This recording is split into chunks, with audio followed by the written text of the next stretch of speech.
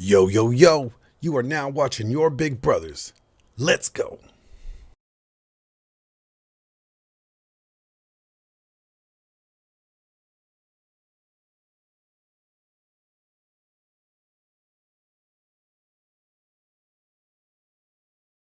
Yo, yo, yo, welcome to another episode of Your Big Brothers podcast. And on today's episode, we're doing something a little different. See, we decided to do a reaction video. Ruslan proposed the question. The church failed men. Has the Western church inadvertently created the Sneakos and the Andrew Tates, guys that are now banned from social media, that drop a lot of red pill truths, but are in many ways void of. What do you think? Macro idea.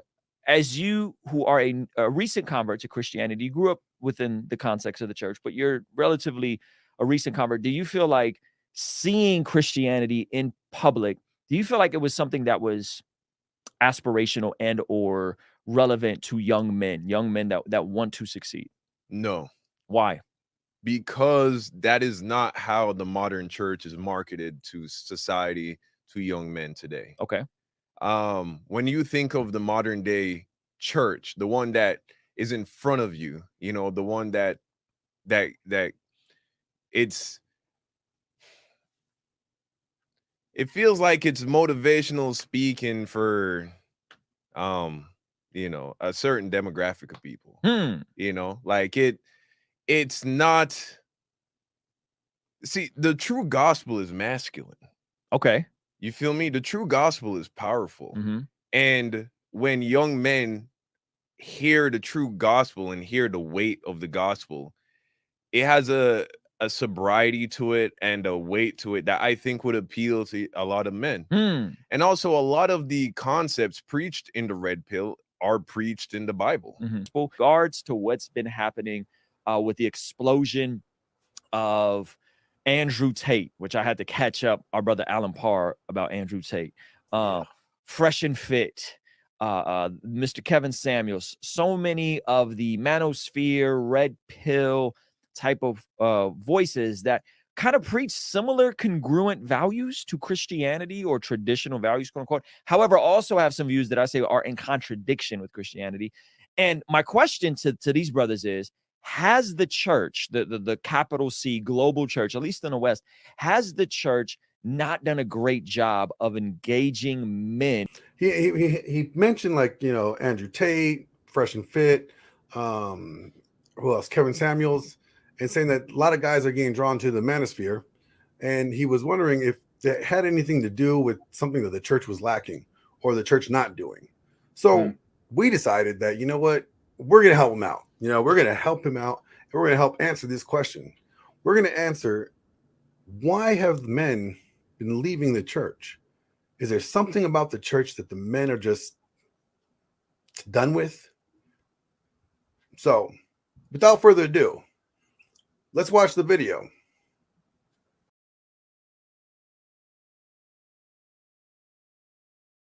Have you ever thought about the difference between Father's Day and Mother's Day in most churches? I mean, I know Father's Day is about fathers and Mother's Day is about mothers, but the difference in tone and the difference in approach in most, not all, but most churches is pretty pronounced. We're going to talk about that today. My name is Lane. This is Preaching Donkey. Be sure to subscribe to this channel, give it a like, share in the comments. Does my experience match yours, or am I kind of out there in left field? Let me know. I want to show you how in most churches, most pastors approach Father's Day and Mother's Day so drastically different.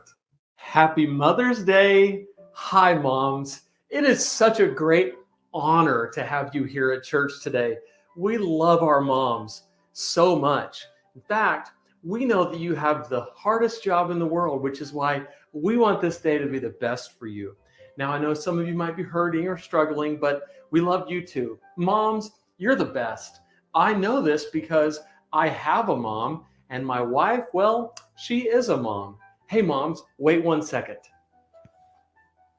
We've got flowers for you, moms. Here you go, moms. This Mother's Day, be encouraged, because after all, you're the best and we love you. Go, moms. All right, listen here, dads. It's Father's Day, which means you aren't measuring up. You know, you stink. Have you been told that in a while? Has anyone told you in a long time that you are not measuring up? In fact, here's the standard and here's you right down here. Hey, welcome back to church, guys. Welcome back. It's been a few weeks. For some of you, it's been a few months. Hey, happy Father's Day. Maybe you'll do better next year. Are you leading your families? Are you providing? Are you protecting? Are you laying down your life for your wife like you should? I bet you're not. I bet you stink. Happy Father's Day. We'll see you next week. Dude, I think that clip is absolutely wild. And it's funny, it is just a little skit there. It's not anything like super serious, but it actually is serious. I know for me, growing up, going to church, I would see that every single year on Mother's Day. Every Mother's Day, you hear a sermon that says, thank God for moms. And I would say yes and amen. Every Father's Day, you hear a sermon that says, do better dads. It was never, ever, ever looking at how can you be a better mother. It's just praising them for existing. And I think that's part of the reason why the church fails men and it pushes them out, because they are just so hard on them. You're right, because my history is in ministry. The best evangelists are new Christians because they're hungry, they're on fire for God, right? Most of their friends are unsaved. So we want to share that. Have a degree from Liberty University in religion. I was a youth pastor. I filled in on Sundays when the pastor was traveling. I was preaching on Sundays. So I have a really well-established, resume and history working in ministry. What's so funny about that skit is it's literally the reality. It's so true. And yes, they even, I've heard them even acknowledge mothers on Father's Day. Oh, yeah. Praising mothers for being both mom and dad. The church gives men nothing. They give you one tool, servant leadership. Right. And the answer is always, if something's going wrong, double down on servant leader. That's Right. like, spend more time with your kids, or, buy your wife more flowers or something like that. That's essentially the one tool they equip you with. Not like in the past where Joshua could say, as for me and my house, we'll serve the Lord. Men today basically can't boss their wives around. They don't really have authority in the home because, again, we live in an egalitarian society. Expectations for the church puts on husbands and fathers are enormous. They have few tools, in society to use, and the church doesn't equip them with any tools. And so I believe that is one of the biggest roots of why men have turned to the red pill guys on the internet. So the MGTOW people are part of that. The pickup artists are part of that. The men's rights people are part of that. There's a Christian subculture of that. They equip men with essentially a model of the world of relationships between men and women, evolutionary psychology based explanation of how men and women work. And then they have essentially a library of techniques that you can use in the appropriate situations to essentially manipulate or influence the outcome, whether that's true or not, or whether they're accurate or not, or whether they're being used for good or negative purposes or not. They're actually saying, here is a set of tools, men. The church gives men nothing. They give you one tool, servant leadership. Right. And the answer is always, if something's going wrong, double down on servant leader. And a model of the world that basically says, you're to blame for everything. That's essentially their model of the world, is you're probably the problem. As one Christian book about marriage put it, men, you're the problem. Women are not the problem. Your wife is not the problem. One tool, which is servant leader, while the red pill gives men a plethora of tools. Yep. And obviously it sounds really attractive for men, Do you know what servant leader is? Do you know what servant leadership is? I don't know the exact definition as the church defines it. Okay, so basically it's best defined to be like representing Jesus himself, okay? And it says I believe it's in Matthew, I think 20 through 26 or 26 through 28. It says something along the lines of like, whoever wants to become great among you, you first must be a servant. And whoever wants to be first must be a slave. Just as the Son of Man did not come to be served, but to serve and to give his life as a ransom for many. You know, and so when the church tells men like, this is what you got to do, you got to be like Christ. I've seen a guy walk in with counseling. He was a big smile on his face, sharing with him about the role of the husband in the relationship. And to be honest, in this relationship, the wife was not interested in her role or following Jesus for that matter. And so I said, but you believe in Christ and you want to follow Christ. I said, okay, well then your job is to love her, even if she's mistreating you and being unloving to you and being horrible to you. Your job is to love her anyways. And he left there with a very sad face. And that makes sense. Like why men would be, so many men, Christian men at that, would be really drawn to the red pill, because the red pill offers them like a lot of different tools.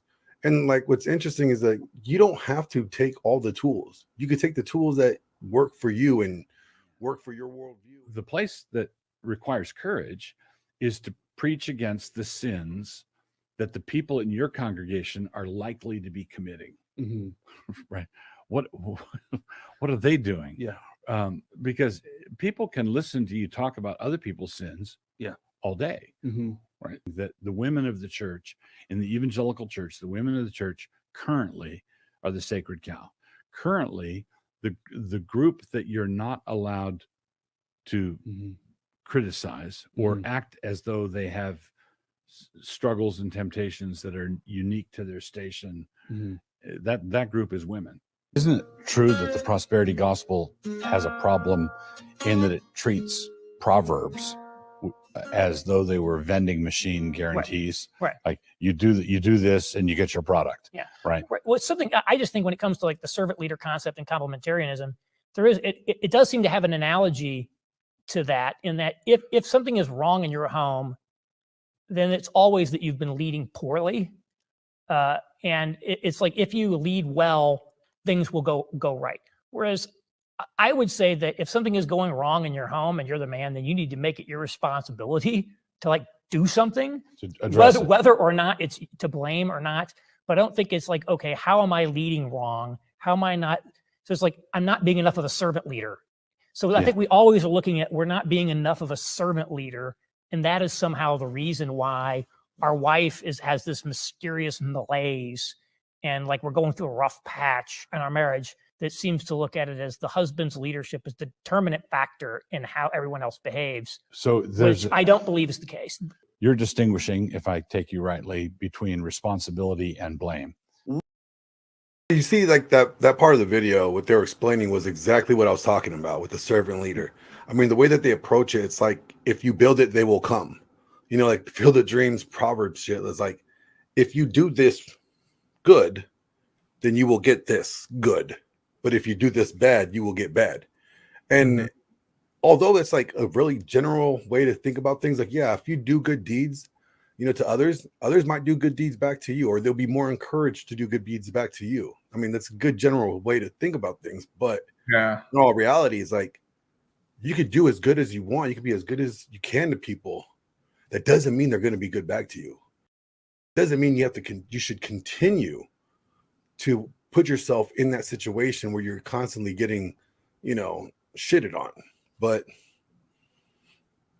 in their mind, they won't blame the women. It's automatically the guy's fault. For some reason, you're the problem. Working away from them, I suppose. Yeah, it's sad. It's sad. It's a mixture of things behind that. Yeah. It's not just, first off, they don't know that they're doing it always. Okay. They don't really get it. The pastors don't hate men. At least they don't think they do. They've been conditioned into, one, believing that women are somehow less sinful, right? But that even works its way out practically. Like, they might not write that down on paper, but like a great example is women cheat, just like men cheat. Yeah. And I know a lot of church planners whose wives were unfaithful to them, and pastors, quite a few actually. And I can think of one in particular who was a good man, and they've had a ton of kids. And they've been married for many, many years, at least over 20, okay? And that she just kind of lost her mind, and she went and was unfaithful to her husband. And like so many men, he wanted to work it out. Men don't like to restart, right? They're very practical. Women women tend to have like a sort of divorce fantasy, Like, I'll divorce this guy and then I'll find the true soulmate, the better guy. Eat, pray, Men- love. Yeah, that's right. Men are much more practical than that. Yeah. Also, the culture is conditioning that into women as well. Yeah. But even with that guy, people were like, well, it was something you did. It was something you weren't the perfect husband. And you're like, who is? Right? Like, who's the perfect wife? Right? But it's always on the husband. So I make a distinction between responsibility and blame. It is the husband's responsibility if his wife cheats on him. Right? That doesn't mean he caused it. Right. He has to make a decision and deal with it. He's the head of his household. That might mean he is within his rights through scripture to divorce her. You know, really at the end of the day, like, look, the church is here to, you know, share the gospel, make disciples, you know, and when men feel like they are alienated from church, or church doesn't have a place for them anymore, because whether it's the feminization of church, or maybe it's because the church is just solely focused on pleasing women, as we've already seen that and heard in this video, that even pastors say that the number one group of people that you cannot talk about right now are women. You cannot correct women. So when that's the case, you know, you are driving men out of the church. And of course, they're going to go somewhere else. They're going to go elsewhere, somewhere where they are comfortable and accepted into. And that just happens to be the red pill space. But that doesn't make it a bad thing, because there's Christian men and Christian groups in the red pill space who live by their convictions of their biblical views. And they just happen to operate and adopt certain red pill skills and tools that works with them within their Christian worldview, you know? Yeah, like, think of it this way. Think of it as, because, you know, I know personally, I don't cheat on my woman, okay? So I put on the Christian belt, and then the tools that I put in that tool belt are red pill tools. This is exactly what it is. yeah, like you are literally just finding other tools that work, and you're using them from a Christian mindset. Like, this is how I'm going to use this tool. What's wrong with that? And when will the church start holding both parties accountable again? When are the churches going to start holding women accountable for their wrongdoings or for their mistakes? And I think the day that they start being accountable, the simple fix is the church needs to be accountable. And then the church needs to hold its congregation accountable, both men and women. And at that point, when they do that, then they will start being on the right course and healing the community.